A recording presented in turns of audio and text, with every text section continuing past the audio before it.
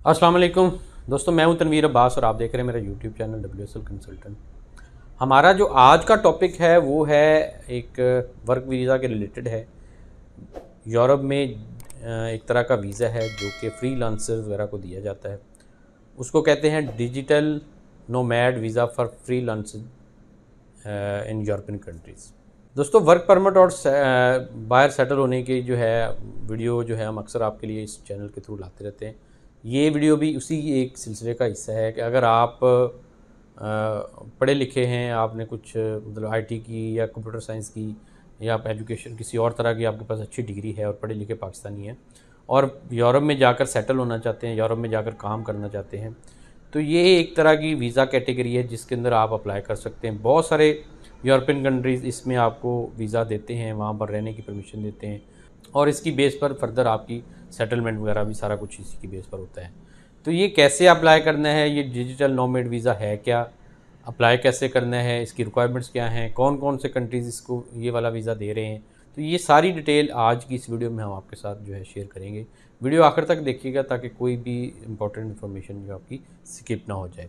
इसके अलावा अगर आप भी स्टडी के लिए किसी ऐसे मुल्क में अप्लाई करना चाहते हैं जिसमें UK, USA, ऑस्ट्रिया, इटली या किसी भी और मुल्क में इंटरेस्टेड है, तो उसके लिए आप हमसे हमारे दिए हुए नंबर पर रब्ता करके इंफॉर्मेशन ले सकते हैं। हम आपको गाइड करेंगे, हम आपको फ्री असेसमेंट देंगे कि आप किस मुल्क में अप्लाई कर सकते हैं, उसकी क्या रिक्वायरमेंट्स हैं, वहाँ पर आपकी कॉस्ट क्या आएगी, टाइम क्या लगेगा और कैसे आपका सारा प्रोसेस होगा, किस इनटेक में आपका हो सकता है। तो ये सारी इन्फॉर्मेशन हम आपको फ्री ऑफ कॉस्ट देंगे। मज़ीद आगे बढ़ने से पहले अगर आपने हमारा चैनल सब्सक्राइब नहीं किया तो वो भी कर लें, ताकि आने वाले दिनों में जो नई नई वीडियोस हम लाते रहते हैं स्टडी अब्रॉड पे, स्कॉलरशिप के ऊपर, विज़िट के ऊपर, तो वो आपके लिए ऑन टाइम आपको मिल सके। अब आते हैं हम टॉपिक की तरफ। सबसे पहले मैं आपको बताऊंगा कि what is digital nomad visa. ये डिजिटल नोमैड वीज़ा है क्या, ये जो है इसके बारे में आपको मैं थोड़ा सा बताता हूँ। दोस्तों, यूरोप जो है मैन पावर शॉर्टेज की वजह से आजकल परेशान है कि वहाँ पर बहुत ज़्यादा जो है मैन पावर शॉर्टेज है और उसको पूरा करने के लिए वो मुख्तलिफ़ तरह की जो है स्कीम जो है वो लॉन्च करना चाहता है। इस साथ करता रहता है और अभी भी कर रहा है। अभी जो उन्होंने एक स्किल्ड लेबर को अपने पास बुलाने के लिए जो एक स्कीम लॉन्च की है उसको कहते हैं डिजिटल नोमैड वीज़ा। इसमें वो लोग अप्लाई कर सकते हैं जो कि फ्रीलांसर के तौर पे काम कर रहे हैं। यानी अगर पाकिस्तान में आप एज ए फ्रीलांसर काम कर रहे हैं और बाहर की कंपनीज़ के साथ काम कर रहे हैं, उनका काम पाकिस्तान में बैठकर कर रहे हैं, तो आप और उसकी अर्निंग का प्रूफ आपके पास है, तो आप ये वीज़ा कैटेगरी में अप्लाई कर सकते हैं और ये वीज़ा कैटेगरी में आप जाकर वीज़ा ले सकते हैं। कौन कौन से मुल्क इसके लिए वीज़ा दे रहे हैं ये मैं आपको आगे जाकर बताता हूँ।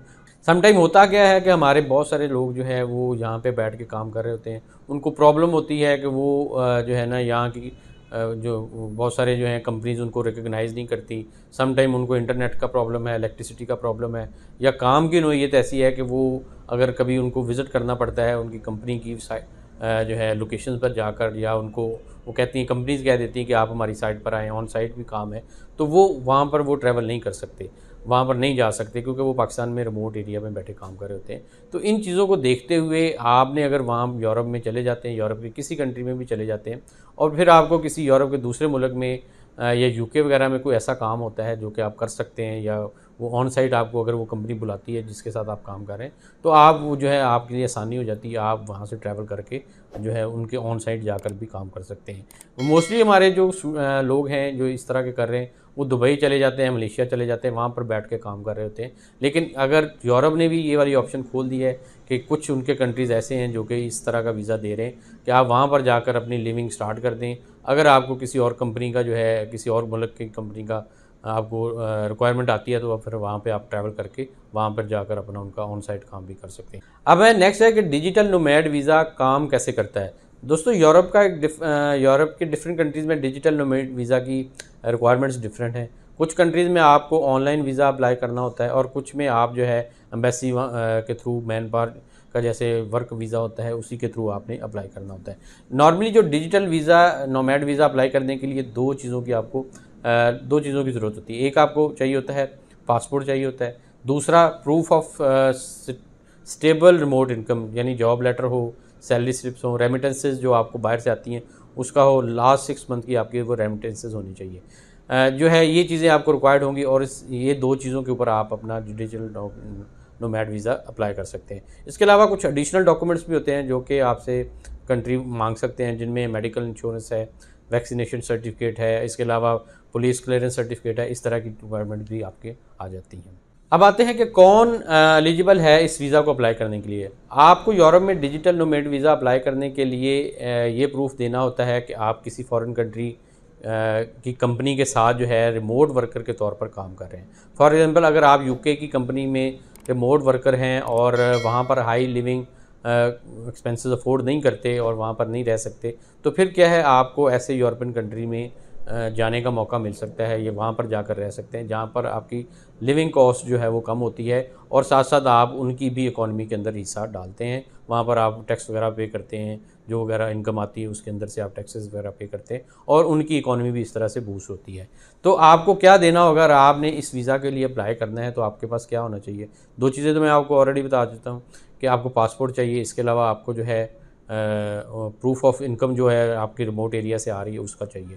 इसके अलावा आपने अपनी जो है जहाँ पे अप्लाई करना है आपने अपनी नेशनलिटी को डिस्क्लोज़ करना है कि आप किस नेशनल के तौर पर अप्लाई कर रहे हैं। उसके अलावा आपको आपकी अगर कोई विज़िट वीज़ा की हिस्ट्री है तो वो आपने बतानी है। आपने अपना हेल्थ फिटनेस सर्टिफिकेट देना है, पुलिस क्लियरेंस सर्टिफिकेट देना है। ये सारे डॉक्यूमेंट्स आपने जो है अपनी उस कंपनी को देनी है जिसके थ्रू आप जो है वो ये वाला नोमैड वीज़ा अप्लाई कर रहे हैं। अब आते हैं कि कौन कौन से मुल्क हैं जो कि डिजिटल नोमैड वीज़ा वो ऑफ़र कर रहे हैं। सबसे पहले है क्रोएशिया। यहाँ पर आप अपनी अर्निंग पे फुल टैक्स एग्जेम्पशन आपको जो है मिलेगी और 1 साल का डिजिटल नोमैड वीज़ा आपको मिलेगा शुरू में। उसके बाद ये आगे फर्दर रिन्यू भी होता रहता है। क्रोएशिया में जो है अप्लाई करने के बाद 20 से 30 दिन का वर्किंग डेज़ का प्रोसेस होता है, उसके अंदर अंदर ही आपको ये वाला वीज़ा मिल जाता है। नेक्स्ट जो कंट्री है वो है चेक रिपब्लिक, जिसको क्रेज रिपब्लिक भी कहते हैं। क्रेज रिपब्लिक में आपने वीज़ा का जो नाम है वो स्पेशल बिजनेस वीज़ा इसको कहते हैं। आपको trade licence, bank statement, health insurance और प्रूफ ऑफ अकोमोडेशन जो है वो इसके लिए रिक्वायर्ड होता है। आप एम्बेसी, इमिग्रेशन इंटरव्यू वगैरह होता है और उसके थ्रू आपको ये वाला मिल जाता है। मतलब चेक रिपब्लिक में आपने अगर अप्लाई करना है तो आपको जो है इंटरव्यू वगैरह भी देना पड़ेगा। नेक्स्ट जो कंट्री है वो है एस्टोनिया। एस्टोनिया ने फ्रीलांसर के लिए सबसे पहले जो है ये वाला वीज़ा स्टार्ट किया था और आपको 1 साल का वीज़ा मिलता है, लेकिन उसकी रिक्वायरमेंट ये होती है कि मिनिमम सैलरी आपकी 3500 यूरो होनी चाहिए और पहले 6 मंथ की अर्निंग पे आपको टैक्स भी देना होता है।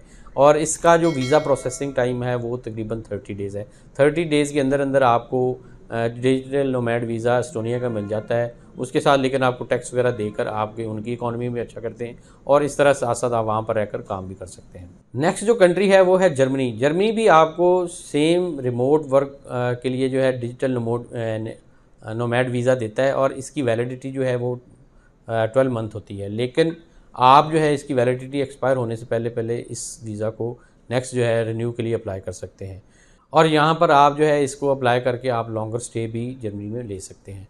और इसके अलावा वहाँ पर ग्रीस है जिसके अंदर आपको अगर आपकी 3500 इनकम है, अगर आपकी अर्निंग 3500 यूरो पर मंथ है तो देन आपको ग्रीस भी जो है वो भी डिजिटल नोमैड वीज़ा देता है। और जो कंट्रीज़ हैं जो कि दे रहे हैं उनमें हंगरी है, आइसलैंड है, इटली है, माल्टा है, पुर्तगाल है, रोमानिया है, नॉर्वे है। ये सब वो कंट्री हैं जो कि डिजिटल नोमैड वीज़ा किसी न किसी तरीके से डिफरेंट उनकी रिक्वायरमेंट्स के साथ सबको दे रहे हैं।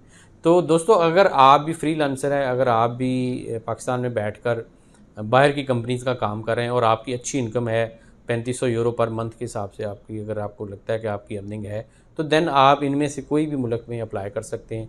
इनकी साइट्स पर जाएं, इनके पोर्टल में ओपन करके आप जो है इनके अंदर अप्लाई करें और अगर आपको वीज़ा मिल जाता है तो आप वहाँ पर ट्रैवल कर लें और वहाँ पर जाकर काम करें। उसके बाद आहिस्ता आहिस्ता आप वहाँ पर सेटल हो जाएंगे। आपकी जो है वहाँ पर आपको रेजिडेंस भी मिल जाएगी, उसके बाद आपको वहाँ की सिटीजनशिप और ईच एंड एवरीथिंग आप बाकी चीज़ें भी एंजॉय कर सकेंगे। तो दोस्तों, अगर आपका इसके बारे में कोई क्वेश्चन है, कोई आप पूछना चाहते हैं तो आप हमारे क्वेश्चन वाले नंबर पर इसके बारे में क्वेश्चन भी कर सकते हैं या फिर आपका कोई कमेंट के अंदर कमेंट करके आप इसके बारे में मज़ीद भी हमसे पूछ सकते हैं। हम इसको इंशाल्लाह कोशिश करेंगे आपको नेक्स्ट वीडियो के अंदर इसके बारे में मज़ीद गाइड कर सकें। दोस्तों, उम्मीद करता हूँ आपको वीडियो पसंद आई होगी। पसंद आई इसको लाइक और शेयर कीजिएगा। मज़ीद वीडियोज़ के लिए आप हमारा चैनल भी सब्सक्राइब कर सकते हैं। इसके साथ ही इजाज़त चाहता हूँ। अल्लाह हाफ़िज़।